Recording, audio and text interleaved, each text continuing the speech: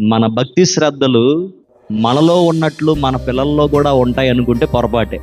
మన బ్రతుకును చూసేది మన పిల్లలే, మన భక్తిని చూసేది కూడా మన పిల్లలే. మందిరానికి వెళ్దాం రండి అని పిలిస్తే వస్తారా మీ పిల్లలు? ఎందుకు రావట్లేదంటే నువ్వు నచ్చలేదు.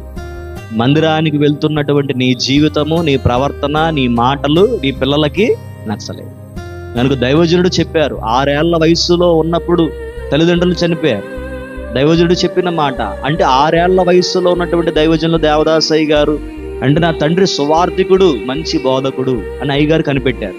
చిన్నపిల్లలు చూస్తారు కదా, గమనించారు దేవదాసయ్య గారు. తల్లేమో ప్రార్థనా పరురాలని గమనించారు. కానీ నీ బిడ్డలు నిన్ను చూసి ఏం గమనిస్తున్నారు? వారికి క్రీస్తు ప్రభు తెలియకపోవచ్చు, క్రీస్తు ప్రభుని ఆరాధన చేస్తున్నా నీవు వారికి కనపడతా ఉంటావు. గనుక నీ బ్రతుకుని మొదట నీ పిల్లలే చూస్తారు, నీ భక్తిని కూడా నీ పిల్లలే చూస్తారు. కాబట్టి నీలో ఉన్న భక్తి నీ బిడ్డల్లో ఉందనుకోవడం పొరపాటే. కాబట్టి మన బిడ్డల కొరకు మనం వ్యక్తిగతంగా యోబు వలె అరుణోదయమున లేచి ఏం చేయాలి? ప్రార్థన చేయాలి.